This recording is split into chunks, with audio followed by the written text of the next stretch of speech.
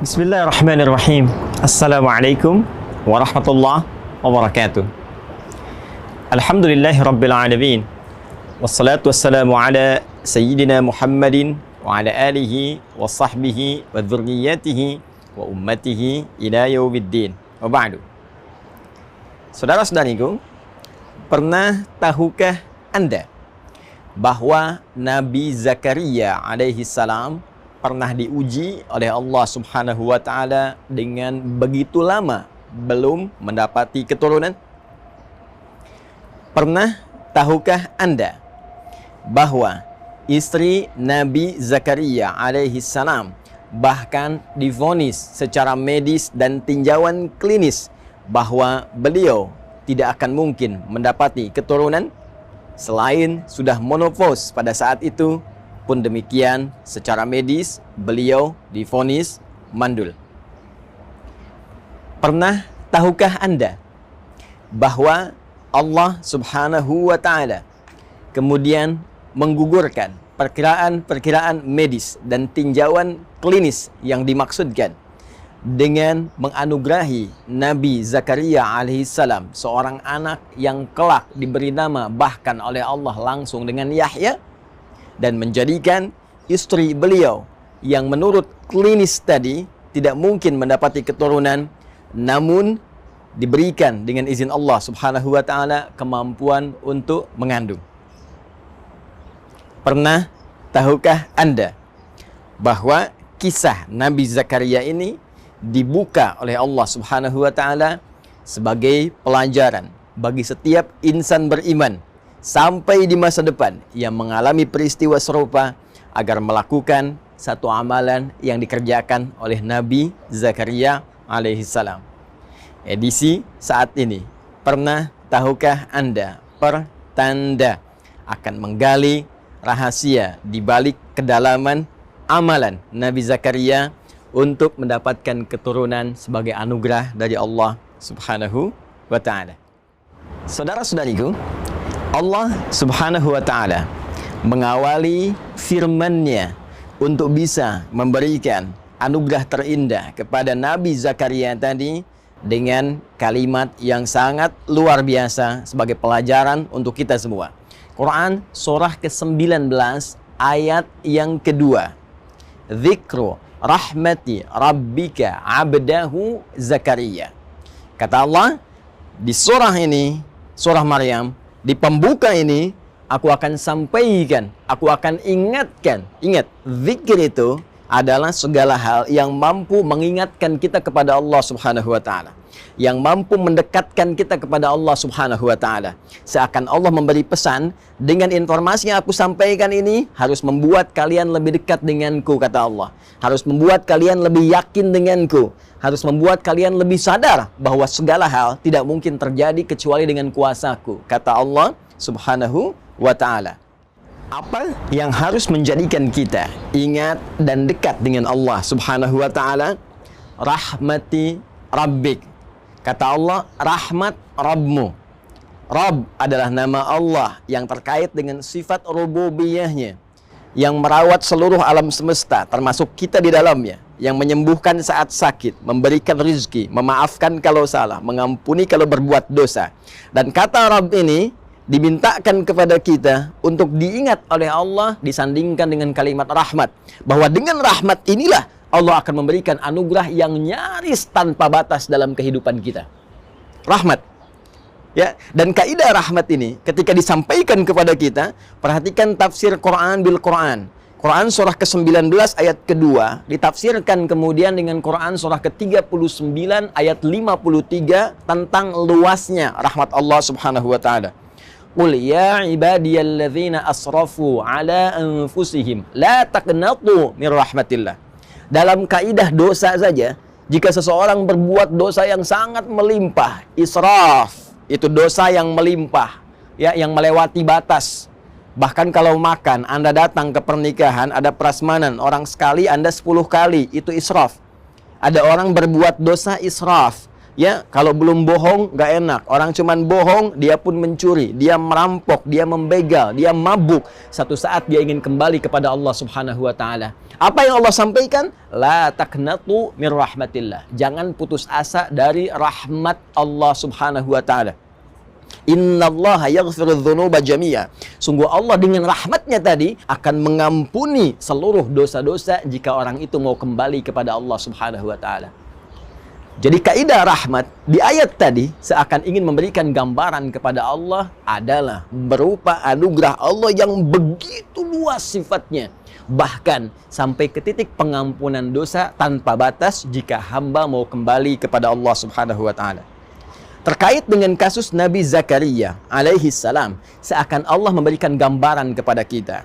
Jika Anda mengalami situasi apapun, termasuk merasakan lambatnya keturunan, kenapa belum ada tanda-tanda positif, kenapa sudah bertahun-tahun belum mendapati keturunan. Hei, sadar, bukan Anda saja. Dulu pun bahkan ada seorang nabi yang rajin ibadah, rajin doa, tapi mendapati ujian yang serupa. Jika beliau saja tidak putus asa dengan rahmat Allah, kenapa Anda mesti mengeluh? Maka kaidah pertama dalam Al-Quran, jika ingin dikabulkan, jika ingin harapan itu terjadi, maka yang pertama kaidahnya, jangan pernah merasa putus asa dengan rahmat Allah. Jangan pernah mengeluh kepada Allah. Jangan berprasangka buruk kepada Allah Subhanahu wa ta'ala. Jelas, Quran surah kedua, ayat 216. Kutiba alaikumul qitalu wa huwa kurhul lakum. Hei, diwajibkan atasmu berperang. Dan perang yang paling kuat adalah perang melawan perasaan Anda. Perang melawan nafsu. Jangan berprasangka yang buruk. Jauhkan sifat-sifat jelek dalam jiwa kita. Asa an takrahu syai'an fa huwa khairul lakum. Boleh jadi Anda tidak menyukai sesuatu, di balik yang tidak Anda sukai ada satu hikmah kebaikan besar yang disiapkan oleh Allah untuk Anda. Wa asa an tuhibbu syai'an wa huwa syarrul lakum. Boleh jadi Anda mengharap-harap, menginginkan yang terbaik menurut Anda, di balik itu ada keburukan yang tidak Anda ketahui akan menimpa Anda. Wallahu ya'lamu wa antum la ta'lamun. Karena Allah Maha mengetahui masa depan, sedangkan daya pandang, daya tangkap Anda hanya untuk saat ini saja. Belum selesai, saudara-saudariku. Lalu Allah kemudian menyambungkan kalimatnya, abdahu Zakaria. Bisa saja Allah langsung berfirman Zakaria. Tapi ketika disambungkan dengan kalimat abdun, abdun itu adalah gelar tertinggi yang diberikan oleh Allah pada setiap insan beriman, makhluknya yang bernama manusia yang mau mendekatkan diri kepada Allah Subhanahu wa taala dengan puncak ibadah. Puncak ibadah. Perhatikan, Nabi Muhammad sallallahu alaihi wasallam ketika diundang oleh Allah dalam peristiwa Isra Mi'raj itu, yang disebutkan bukan gelar kenabiannya, ya ayyuhan nabi. Yang disebutkan bukan gelar prestisius kerasulannya, ya ayyuhar rasul, tapi yang disebutkan kalimat abdunnya. Subhanalladzi asra bi'abdihi laila minal masjidil haram ilal masjidil aqsa alladzi barakna haulah. Quran surah ke-17 ayat yang pertama. Abdun menunjuk pada sifat ubudiyah. Abdun menunjuk pada sifat penghambaan. Karena itu jika Anda ingin mendapatkan rahmat Allah tadi yang tanpa batas, maka tingkatkan ibadah Anda kepada Allah Subhanahu wa taala. Bukankah Rasulullah SAW yang sudah jelas saja surganya masih menunaikan sholat malam, masih memperbanyak ibadah-ibadah yang dipandang hukum sebagai sunnah? Lalu bagaimana dengan ibadah Nabi Zakaria alaihi salam yang dengan itu beliau mendapatkan rahmat Allah Subhanahu wa taala yang merubah seluruh perkiraan-perkiraan medis tadi. Perhatikan kalimat Al-Qur'annya. Kemudian kita lanjutkan ke ayat yang ketiga. Idh nada rabbahu nidaan khafiyya. Kata Allah, perhatikan, ingat-ingat, dalami, pahami. Ketika beliau tidak pernah putus asa bermohon kepada Allah dengan cara yang sangat lembut, cara yang sangat khusyuk. Maka amalan pertama yang disarankan oleh Al-Quran, langsung dibimbing oleh Allah Subhanahu wa ta'ala yang memiliki segala kuasa. Kata Allah, jika Anda menginginkan rahmatku yang tanpa batas tadi, maka pertama, jangan pernah putus asa. Kedua, tingkatkan sifat penghambaan. Ketiga, awali dengan doa yang khusyuk kepada Allah. Bukan doa biasa. Berdoa dengan lembut, berdoa dengan penuh keyakinan. Seperti apa ya Allah? Perhatikan kalimat Nabi Zakaria alaihi salam yang diabadikan di dalam Al-Quran. Qala Rabbi inni wahanal azmu minni washta'ala ar-ra'su syaiba walam akum bidu'aika rabbi syaqiyya. Allahu Akbar. Khusyuk, lembut, halus, dalam. Ya Allah, Rabb yang berjanji merawat saya, menyembuhkan kalau sakit, memaafkan kalau salah, mengampuni kalau berdosa, yang berjanji memberikan segala kebutuhan jika itu memang saya butuhkan untuk maslahat dunia dan akhirat saya. Inni wahanal azmu minni washta'al ra'su syaiba. Sungguh sekarang ya Allah, keadaanku fisik telah lemah, ya, rambut telah memutih, fisik telah letih. Walam akum bidu'aika rabbi syaqiyya. Namun sampai keadaan ini pun aku tak pernah putus asa dalam berdoa. Allahu Akbar. Anda kebayang nggak keindahan kalimatnya, sastranya? Ya, saya ilustrasikan begini.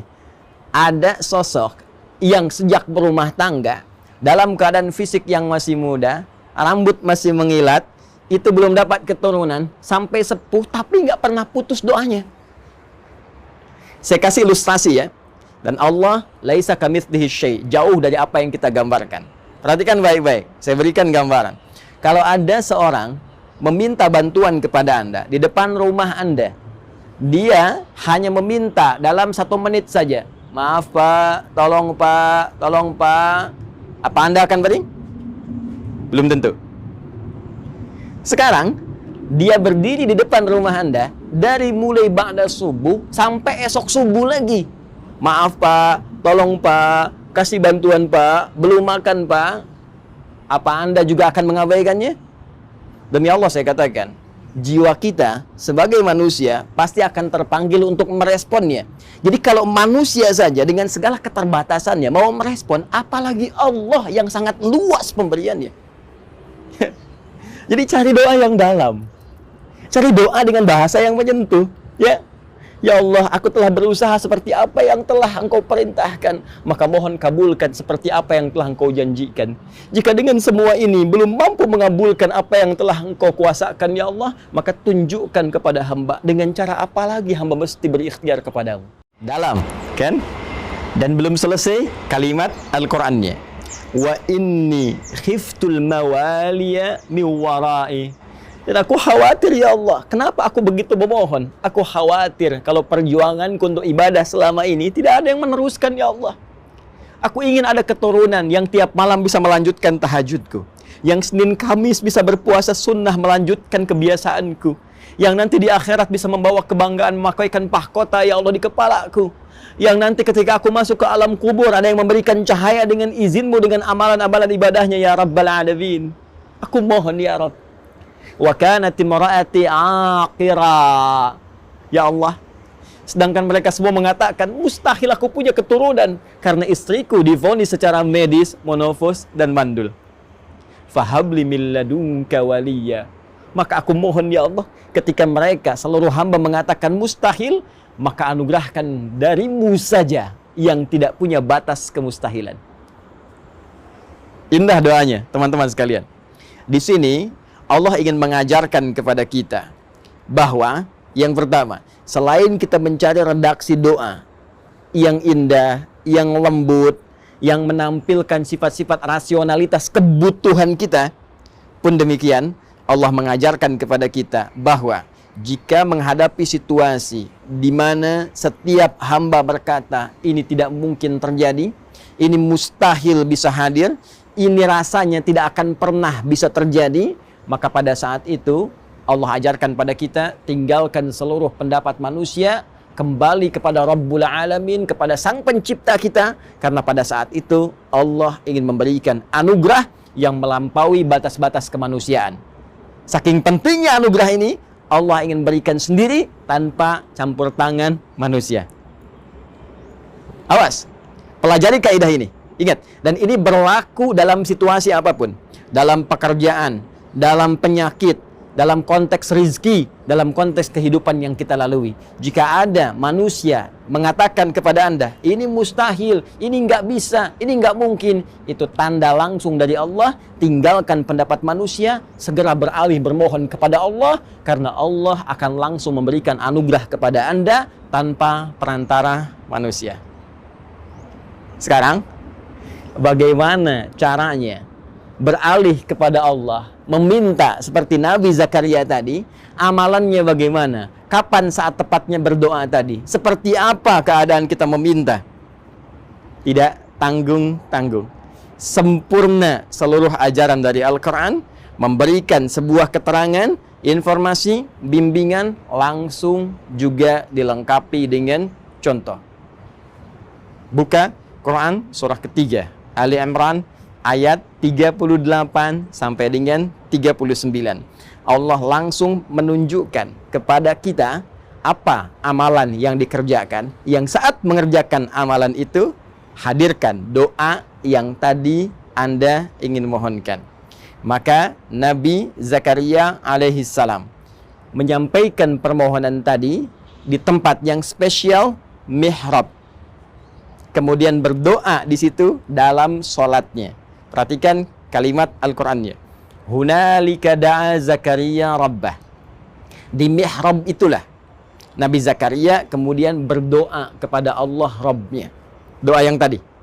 Ya, dipersingkat kemudian dengan bahasa Al-Qur'an. Qala rabbi habli min ladunka dzurriyyatan thayyibah. Ya Allah, anugerahkan kepada hamba. Hamba mohon ya Allah. Hamba mohon keturunan dari sisimu saja, keturunan yang terbaik. Karena semua orang mengatakan mustahil hamba punya keturunan. Hamba yakin hanya Engkau yang mampu mengabulkan doa hamba. Kalau pada yang mampu mengabulkan saja ya Allah, innaka sami'ud du'a, pada yang maha mendengar doa saja tidak mengabulkan, lantas kepada siapa lagi hamba mesti bermohon? Baik, perhatikan baik-baik. Apa yang terjadi? Belum sempat tuntas sholat dikerjakan, belum selesai sholatnya, masih berdiri dalam sholatnya, menyampaikan doa tadi, seketika langsung dijawab oleh Allah. Berdiri bahasa Arabnya qaimun, masih sholat, yusolli, ayat 39-nya. Fanadatul malaikatu wa huwa qaimun yusolli fil mihrab. Maka tertiba kemudian, baru selesai doa, belum selesai sholat, datanglah kemudian malaikat, sedangkan beliau masih berdiri dalam sholatnya, belum selesai sholatnya. Annallaha yubashshiruka bi Yahya. Allah kasih kabar gembira. Istrimu akan mengandung. Kamu akan punya anak. Bahkan namanya langsung diberikan oleh Allah Yahya. Artinya hidup. Yang mustahil menurut manusia akan terlahir dari rahim seorang perempuan yang sudah monofos dan mandul. Bayi yang hidup, kata Allah, tidak ada yang mustahil bagiku. Jadi dan hidup dia. Karena itu, pelajaran selanjutnya, buat mihrab. Tempat terbatas yang membuat kita fokus untuk ibadah. Mihrab bukan hanya ada di masjid sebagai tempat imam. Kenapa imam berada di mihrab? Karena imam selain memimpin sholat, menyampaikan doa kepada Allah, juga dengan adanya di tempat itu, menurut keterangan Al-Quran, akan cepat doanya didengar oleh Allah Subhanahu wa Ta'ala. Kita bisa membawa mihrab ke rumah, tapi bukan yang di masjid dibawa ke rumah, bukan. Ya, Anda bisa bikin area kecil menghadap ke kiblat. Jadikan sebagai mihrab, tempat khusus untuk ibadah saja. Hei, buka handphone, pasang status, keluar dari situ. Ngobrol-ngobrol, makan, minum, keluar dari situ. Hanya untuk ibadah saja. Baca Al-Quran, tahajudnya, doanya, lakukan di situ. Walaupun hanya sehamparan sejadah, tak ada masalah. Ya, rumah Anda ataukah di kontrakan, nggak ada ruangan, hamparan sejadah. Di situ Anda bermohon kepada Allah Subhanahu wa Ta'ala. Minta. Mohon. Maka apa yang terjadi? Boleh jadi apa yang telah Allah anugerahkan kepada Nabi Zakaria di masa lalu akan diberikan kepada Anda sebagai pembuktian kekuasaan Allah yang melampaui batas-batas bayangan manusia. Dan seluruh paparan tadi kemudian disajikan oleh Al-Quran dengan sajian yang padat di satu ayat Quran surah ke-21 Al-Anbiya, kisah para nabi, ayat 90. Fastajabna lahu wa wahabna lahu Yahya wa aslahna lahu zawjah. Kata Allah, ketika amalan tadi sempurna dikerjakan oleh Nabi Zakaria alaihissalam, kami cepat jawab doanya. Kami anugerahkan Yahya untuknya, dan kami sembuhkan istrinya. Perhatikan kalimat Qur'annya. Kami sembuhkan, perbaiki keadaan istrinya. Yang kata medis mustahil, kata Allah tak ada yang mustahil bagiku. Sembuh. Innahum kanu yusari'una fil khairat wa yad'unana raghaban wa rahaba wa kanu lana khashi'in. Lalu ditutup dengan sangat indah, mengingatkan lagi amalan Nabi Zakaria tadi. Apa kata Allah? Kesimpulannya, kalau Anda ingin mendapatkan rahmat yang luas tadi, maka innahum kanu yusari'una fil khairat. Kebiasaan mereka itu cepat merespon segala kebaikan. Maka mulai sekarang siapkan agenda-agenda kebaikan. Cepat, jangan tunda. Setelah dengar ceramah ini, siapkan. Saya malam akan tahajud insya Allah. Saya akan baca Al-Quran. Saya akan berinfak, bersedekah. Lalu di sela-sela amalan tadi, sisipkan doa Anda sesuai kebutuhan yang Anda harapkan. Jika terkait berkelindan dengan anugerah keturunan tadi, cepat mintakan sebagaimana Nabi Zakaria pernah memohonkannya. Ya, dan mereka wa yad'unana raghaban wa rahaba, dan mereka bermohon kepada kami dengan penuh harap dan khusyuk. Maka jangan sekedar doa, jangan simpel saja ya Allah pengen begini, tidak. Minta dengan penuh harap, minta dengan khusyuk, ya. Wa kanu lana khashi'in, dan sungguh mereka mengerjakan setiap amalan bahkan doa tadi dengan khusyuk, dengan penuh kedalaman hati dan jiwa. Saudara-saudariku, itulah Nabi Zakaria dengan segala contoh yang telah Allah sampaikan dalam uraian firman-Nya, menjadi sebuah titian kepada kita yang memberikan sebuah harapan dengan jaminan kebenaran yang dipastikan. Pernah tahukah Anda? Assalamualaikum warahmatullahi wabarakatuh.